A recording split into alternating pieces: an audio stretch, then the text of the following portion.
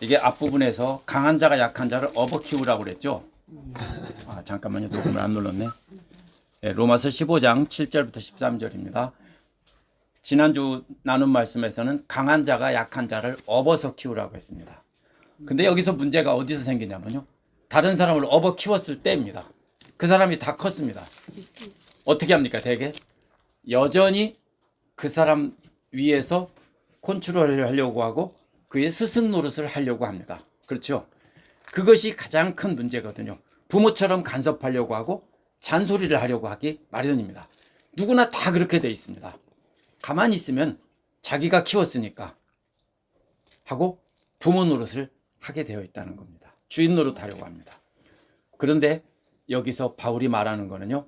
그렇게 업어 키운 사람을 어떻게 업어 키웠습니까? 대신 돌을 맞아가면서 업고 간 겁니다. 그렇게 내가 너희들을 업고 가면서 내가 대신 돌을 다 맞았는데 아이고 너무 싫어. 네, 다 맞았는데 내가 너희들을 어떻게 키웠는데 이런 마음이 들게 마련입니다. 그러면 어떻게 합니까? 주인 노릇 하려고 하고 간섭하기 쉽죠. 그때 어떻게 하라는 거냐면 그 사람들 앞에 무릎 꿇고 발 아래 엎드려서 그 사람들을 발을 씻김으로 영접하라는 것이 오늘 말씀이에요. 왜 그렇게 합니까? 그리스도께서도 그렇게 했다는 거예요. 그리스도께서도 하나님 영광 안으로 그렇게 품어준 것처럼 너희들도 그렇게 하라는 겁니다. 그렇게 하지 않으면 그렇다면 그 유대인에게 여기서 보면요. 이것은 한 말입니다. 왜냐하면 구약 성경을 인용하면서 유대인들에게 주인 노릇하려고 하지 말라는 겁니다. 왜냐하면 이 유대인들이 로마 교회를 처음 세우고 이 사람을 키웠거든요. 근데 클라우디우스 칙령 때문에 쫓겨났다가 돌아와 보니까 이 사람들이 지도자가 됐어요. 이미 다 컸어요. 그런데도 자꾸 뭐라고 합니까? 내가 너희들을 키웠어 라고 하면서 간섭을 하고 자꾸 위에서 뭡니까? 왕위에 뒤에서 조종하는 그 대왕 대비 노릇을 하려고 하기 마련이기 때문에 그래서 말한 겁니다. 그러면 7절에 보면 이렇게 되어 있습니다. 7절은 그러므로 뭐가 그러므로입니까? 한 마음 한 입으로 주 예수 그리스도의 아버지께 영광을 돌려야 함으로 6절에 나온 말입니다. 그러므로 그리스도께서 하나님의 영광을 드러내시려고 여러분을 받아들이신 것 같이. 이게 무슨 말이냐면요. 원어는 이렇게 안 돼 있어요. 한국말이 항상 뭐예요? 먼저 길게 설명하죠. 그 다음에 끝에 가서 결론이 나오죠. 근데 영어는 뭡니까? 일단 결론부터 딱 내치르고 그 다음에 설명하죠. 그리스도도 마찬가지입니다. 결론이 뭡니까? 여기서 서로 받아들이십시오. 그러니까 한국 사람들이 말하는 것을 서양 사람들은 듣고 굉장히 답답해합니다. 왜요? 결론이 안 나오고 자꾸 설명을 쭉 한 다음에 마지막에 가서 끝까지 들어야 알잖아요. 우리는 그게 한국말의 구조예요. 근데 영어에서는 일단 내치르고 봅니다. 그죠? 서로 영접하십시오. 왜? 그리스도께서도 여러분을 영접하신 것처럼. 어디로요? 하나님의 영광을 드러내시고, 이건 의역한 거고요. 원래 말은 무슨 뜻이냐면 하나님 영광 안으로 영접한 것처럼, 이런 말입니다. 이게 무슨 말이냐면요. 영접하는 게 뭐예요? 우리 집사님 오실 때 제가 커피를 끓이느라고 영접을 못했습니다. 들어오실 때 따끈하게 드리려고 커피를 끓이느라고 영접을 못했는데, 영접이 뭐예요? 우리는 문 앞에서 인사하는 걸로 생각하죠. 그런데 그렇게 생각하면 큰 잘못입니다. 이스라엘 사람들은 사막 지역이죠. 맨발에다 샌들을 신고 끈으로 묶여있는 것을 신고 다닙니다. 그러면 땀이 나는 사막을 걸어서 먼 길을 왔어요. 집에 도착하면 발은 땀과 흙먼지가 범벅돼서 엉망입니다. 그러면 그 집 종 중에서 제일 낮은 종이 문 앞에서 그 신발끈을 풀어주고 발을 문 앞에 있는 동이에 물을 떠서 씻겨주는 겁니다. 이것은 청결하게 하려는 목적도 있지만은 제의적으로 정결하게 집안에 거룩하지 못한 것이 들어오지 못하게 한다는 상징적인 의미도 있습니다. 그것이 영접하는 것입니다. 그렇다면 여기서 그리스도께서 너희를 하나님의 영광 안으로 영접한다는 얘기는 그리스도께서 하나님의 집 문 앞에 서서 종이 돼가지고 발을 씻겨 주셨다라는 뜻입니다. 발을 씻겨 주셨다는 것입니다. 그것처럼 너희도 그렇게 하라는 겁니다. 그러면 어떻게 하라는 겁니까? 우리도 역시 하나님 영광 안에 우리가 먼저 들어가 있는 사람이 다른 사람들을 영접해서 발 씻기는 종이 되라, 이런 뜻입니다. 그리스도께서 그렇게 하셨으니까 너희들도 그렇게 발 씻기는 종이 되라. 이것이 영접하라는 말의 뜻입니다. 앞에서는 얻고 가라고 그랬죠. 이제는 다 자랐으니까 뭐라고 합니까? 그런데 서로 영접하라고 그랬죠. 왜요? 이제는 얻고 간 사람만 영접하는 게 아니에요. 업어준 사람도, 업어서 키운 사람도 영접하고 업힌 사람도 영접하는 거예요. 왜? 컸으니까. 이제 그렇게 컸으니까. 지금은 이미 다 자란 상태예요. 똑같이 어른이에요. 이럴 수가 있죠. 제가 학교 교사였는데 제가 교생 실습하고 가르친 제자가 커서 졸업하고 와서 같은 학교에 왔어요. 그럼 뭐예요? 아직도 제가 그 학생의 교사입니까? 그 학생 교육대학 다닐 때 제가 지도했어요. 그러면 그 다음에도 계속 지도합니까? 아니면 초등학교 때 가르쳐서 계속 지도하는 게 아니죠. 그 다음에는 동료죠. 그렇죠. 함께 일하는 거죠. 그때 거기서 어른 노릇하려고 하면 안 된다는 겁니다. 그러면은 여기 이 상태에서는 서로 영접하라는 겁니다. 너희들도 다 컸으니까 너희들도 너희를 업고 간 사람을 발 씻기는 종이 돼서 영접하고, 그리고 업어준 사람 너희들도 어른 노릇하지 말고 그 사람 너희가 업어 키운 자식들을 발 씻기는 종이 되라, 이런 말입니다. 그게 서로 영접하라는 겁니다. 왜? 그리스도께서 그렇게 하셨으니까. 그래서 집주인은 여기서 하나님의 집이고요, 집주인은 그리스도입니다. 하나님의 영광이라는 집 안에 들어가도록 문 앞에서 그리스도께서 씻겨주시는 건데, 하나님의 영광을 드러내시려고가 아니라 하나님의 영광 안으로 들어가게 하시려고, 이런 말입니다. 8절에서 보면요, 내가 말하는 것은 이러합니다. 왜냐하면 내가 말합니다. 뭘 말합니까? 그리스도께서도 뭐가 됐어요? 하나님의 진실하심을 드러내려고 할례받은 사람의 종이 되셨으니, 역시 뭐라고 했냐면요, 할례받은 사람의 종이 되었다라는 말이 먼저 나옵니다. 이 할례받은 사람이라는 말은요, 이게 좋은 말이 아니에요. 이방인들이 유대인들을 얕잡아서 보는 말입니다. 저것들은 뭐라고요? 할례받은 것들. 왜?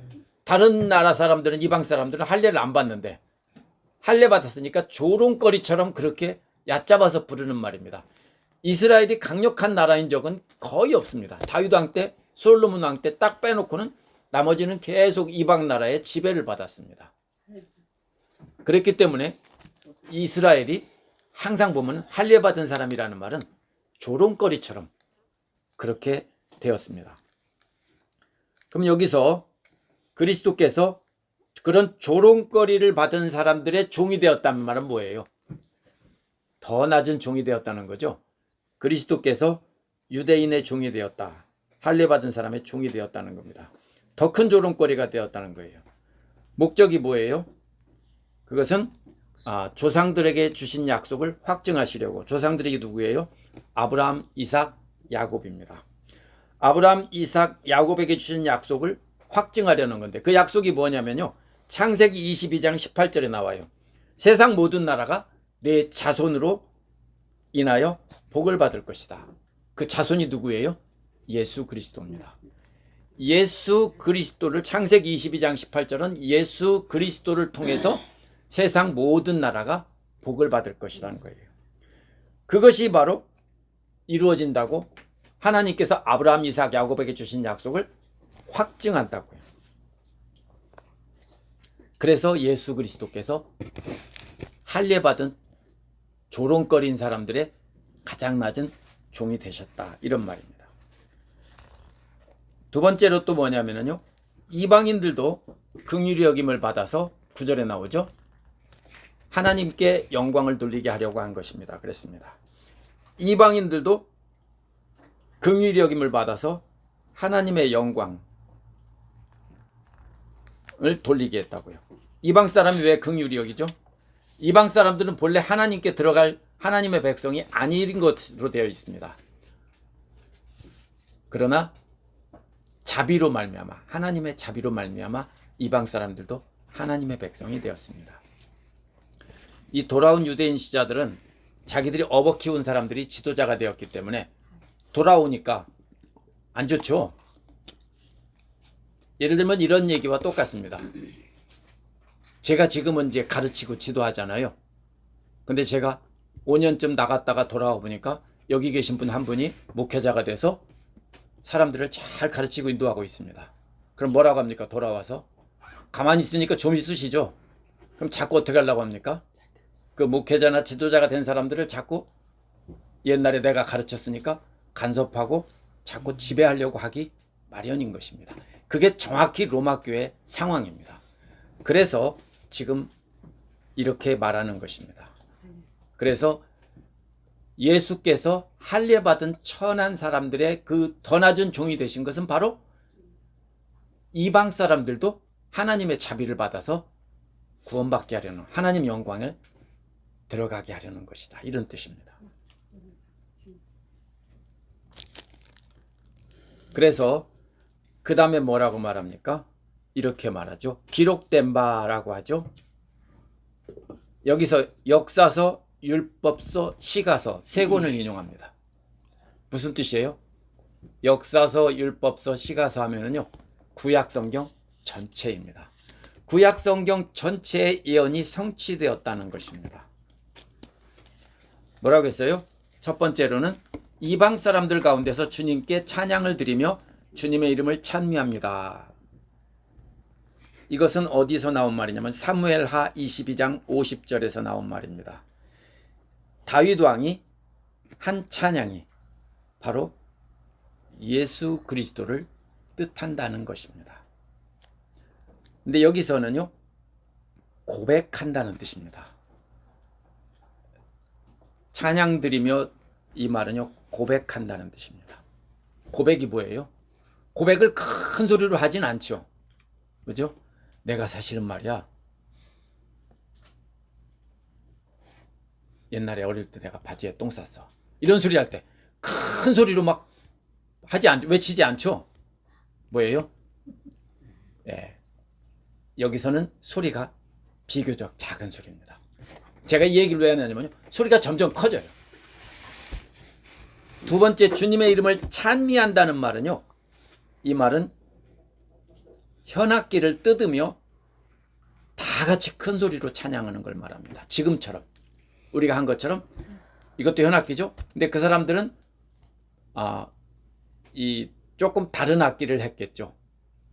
다윗이 즐겨 듣던 그런 현악기를 뜯으며 이제 큰 소리로 함께 예배 찬양을 하는 것입니다. 첫 번째는 고백하는 찬양이에요. 어떤 고백입니까? 주님께 영광을 돌리면서 나 같은 죄인 살려주셔서 감사합니다라고 고백한다면, 두 번째 참여합니다마는 이것은 찬양하는 규모가 커져서 큰 소리로 하는 겁니다. 10절은 뭐라고 합니까? 또다시 이번에는 율법서 신명기 32장 43절입니다. 신명기 32장 43절인데요. 여기서 뭐라고 말합니까? 이방 사람들아, 유대인들과 함께 즐거워하라. 이렇게 되어 있습니다. 여기서는요, 모든 나라가 유대인들과 함께 큰 소리로 합창하는 모습입니다. 마치 뭐와 같습니까? 여의도 광장에 수십만 명이 모여서 다 함께 찬양하는 것과 같은 그런 장면을 연상할 수 있습니다. 이것이 세 번째, 고백하는 거에서 악기를 연주하며 큰 소리로 작은 예배당 같은 데서 찬양한 것이라면, 10절은 이제 넓게 열린 광장에서 수십만 명이 모여서 큰 소리로 찬양하는 장면입니다. 그 다음에 11절은요, 시편 11편 1절입니다. 여기서 뭐라고 했습니까? 모든 이방 사람들은 주님을 찬양하여라. 모든 백성들아 주님을 찬양하여라.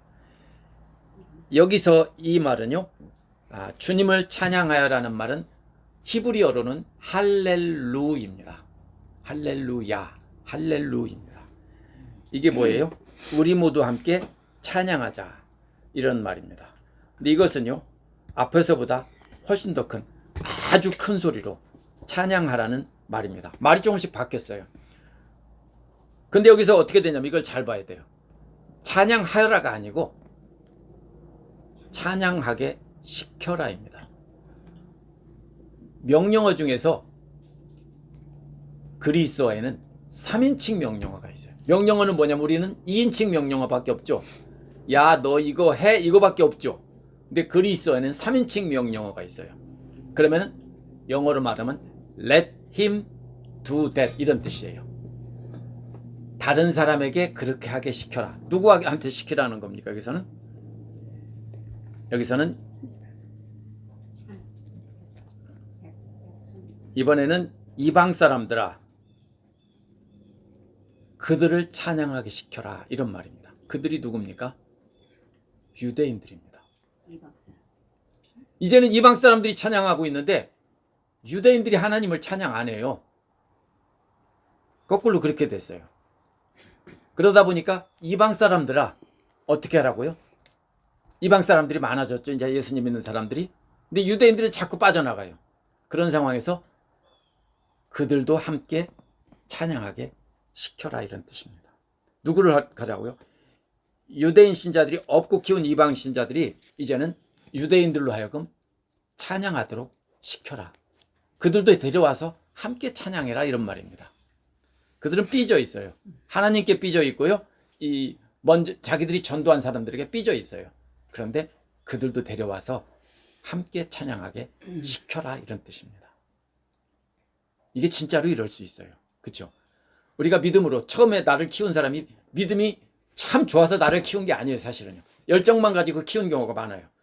근데 말씀을 잘 배우다 보면 그 사람에게 배운 사람이 오히려 더 바른 믿음을 갖고 있고, 이 사람은 나중에는 질투심 때문에 뒤로 빠질 수가 있어요. 그렇죠? 그럼 그런 상황에서 어떻게 합니까? 자기들끼리만 찬양하지 말고 저 뒤로 빠져있는 옛날 지도자도 손잡고 데리고 와서 함께 찬양하게 시켜라, 이런 말입니다. 그렇게 돼야 어떻게 됩니까? 모두가 하나가 되겠죠. 안 그러면 어떻게 됩니까?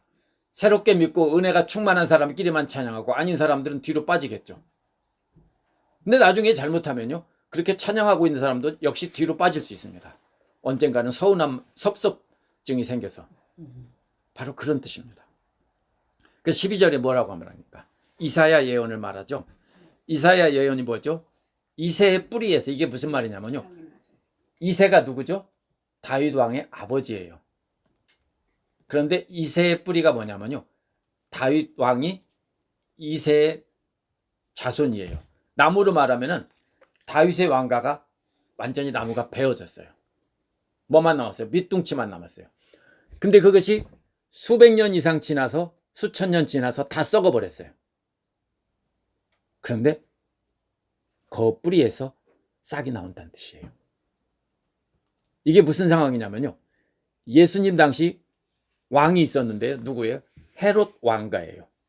근데 헤롯은 이스라엘 사람이 아니에요. 이두메 사람인데, 이두메 귀족인데, 로마에서 어떻게 합니까? 식민지에 있는 귀족의 자제들을 데려다가 뭘로 삼았어요? 자기네 그 로마 황제의 그 왕실 사람들과 귀족들과 함께 키웠어요. 왜 그렇게 하죠? 나중에 이 사람들이 돌아가서 그 나라를 다스릴 때 어떻게 하려고요? 다스리기 좋죠. 왜요? 다 친구잖아요. 그렇죠? 누가? 로마 황제가 하고 식민지에 그 사람들이 다 친구잖아요. 그러면 로마 황제가 나중에 되면은 자기하고 함께 자란 그 식민지의 그 왕들을 명령을 하고 친하게 쉽게 다스릴 수 있다는 거예요. 그렇게 해서 데려다 왕을 삼았어요.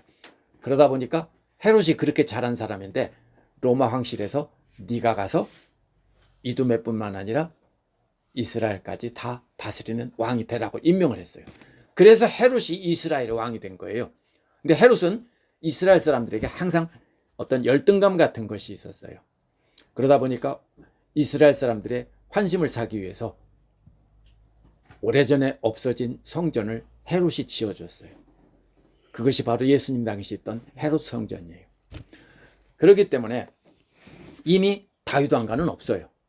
왕이 있다면 헤로드 왕밖에 없어요. 그 전에는요, 마카비 왕조가 있었는데요. 그 사람들도 제사장 가문이지 지방 제사장 가문이지 다윗 왕가가 아니에요. 그러면 그 이전에 있던 예수님 오시기 전에 있던 마카비 왕조, 하스모니안 왕조라고 하는데 그 왕조도 역시 전부 이방 그 다윗의 자손이 아니에요. 그럼 유대인들 입장에서 바울 당시에는 다윗의 자손은 완전히 죽었어요. 아무것도 아닌 존재로만 남아 있어요. 흔적도 없어요. 저 사람들의 조상이 옛날에 왕이었대. 이런 거밖에 없어요. 근데 그 자손 중에서 예수 그리스도가 났는데 그게 바로 이새의 그 썩은 둥치에서 싹이 났다라고 말하는 거예요. 근데 이것이 원래는 예수님께 쓰여진 게 아니고 이게 뭘 뜻한 거냐면요.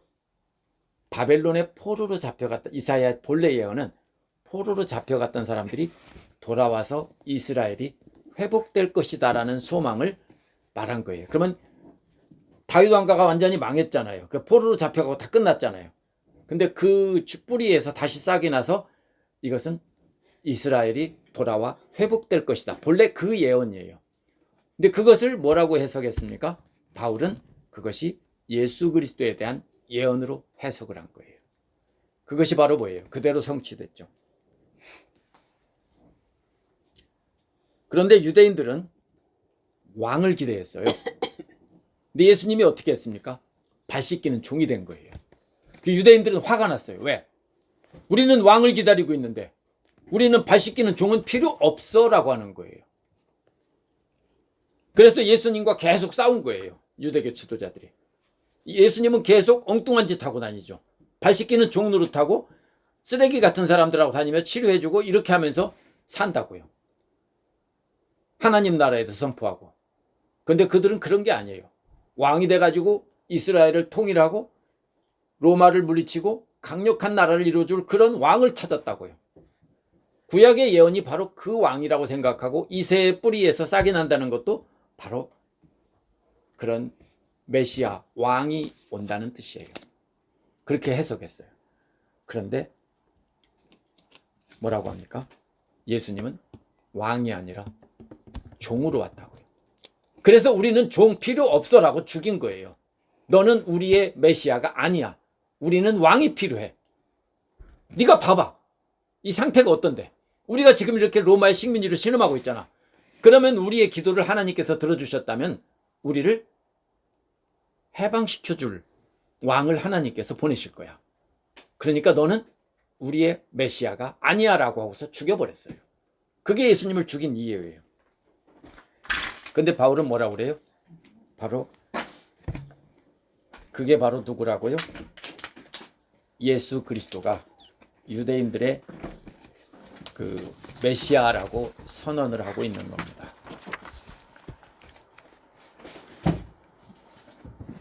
그래서 뭐라고 말합니까?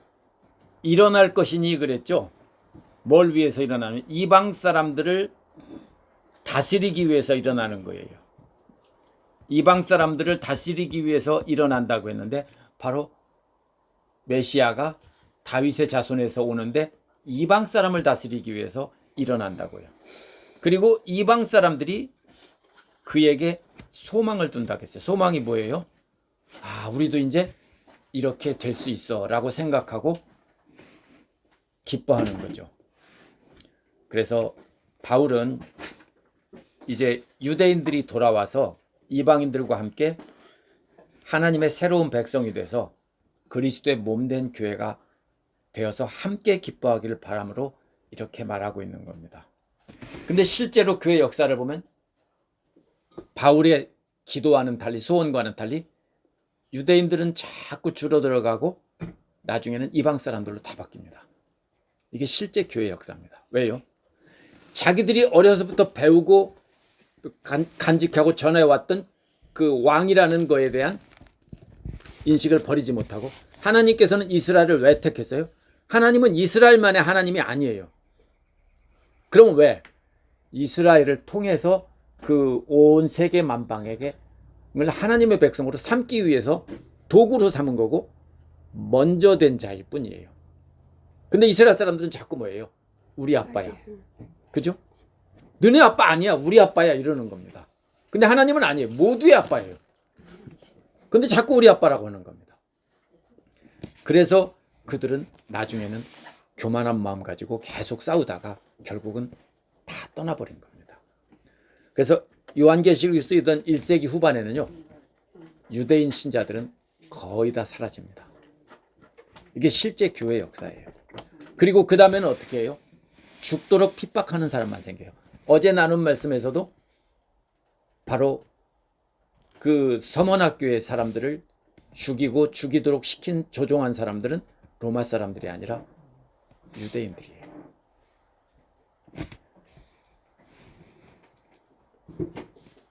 (13절에) 보면요, 뭐라고 했습니까? 그래서 소망을 주시는 하나님께서 뭐라고요? 믿음에서 오는 모든 기쁨과 평화를 여러분에게 충만하게 해주셔서, 이것은 이렇게 번역하면 안 되고요, 두 가지를 채운다는 겁니다.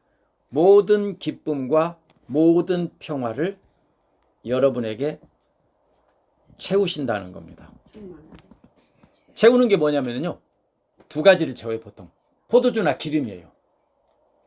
이게 뭐예요? 유대인들에게 풍요의 상징이고 뭐예요? 번영의 상징이에요. 포도주가 많고 기름이 많다는 것은 이건 아주 잘 산다는 뜻이에요. 원래는 이 기쁨과 평화는 이게 그러니까 커다란 단지 안에 포도주를 채우는 그림으로 이렇게 설명하고 있는 거예요. 근데 채워지는 것은 포도주와 기름이 아니라 기쁨과 평화예요. 근데 그게 어디예요? 믿음 안에 있는 기쁨과 평화예요. 이것은요, 개인의 기쁨을 채워준다는 게 아니라 공동체 전체에 채워준다는 얘기예요. 그래서 앞에서 이제 서로 하나가 돼서 서로가 함께 찬양하라고 했잖아요. 그래서 이제는 하나님께서 여러분의 그렇게 서로 발을 닦아주는 종이 된 그 공동체 안에 기쁨과 평화를 채워주시기를 기대한다는 거예요. 채워주시는 목적이 뭐예요? 그 다음에 나와요. 차고도 넘치는 거예요. 차고도 넘치는 게 뭐예요? 채웠는데 흘러 넘치는 거예요. 이보다 더 풍성한 복은 없어요. 그렇죠? 포도주와 기쁨이 막 차고서 넘치고 있어요. 막 꽉 차서 넘쳐요. 얼마나 좋아요. 바로 그런 장면입니다. 차고도 넘치는, 뭐가 넘쳐요? 근데 포도주와 기름이 넘치는 게 아니라 기쁨과 평화가 공동체 안에 차고도 넘친다고. 왜요?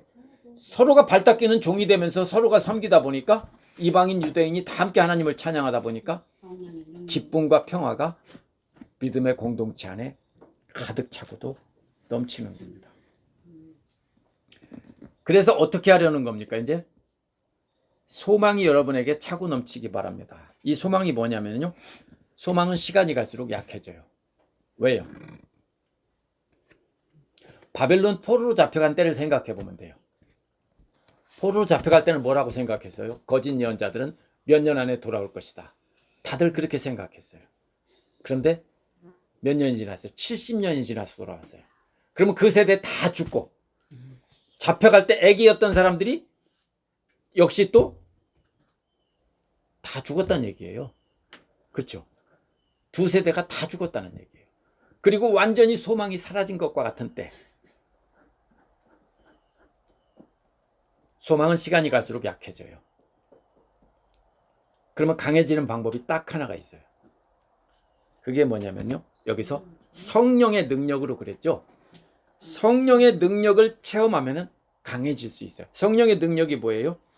공동체 안에서 이렇게 발을 씻기고 다른 사람을 섬기면서 그들을 위해서 기도할 때 성령의 능력이 그들에게 나타나는 거예요.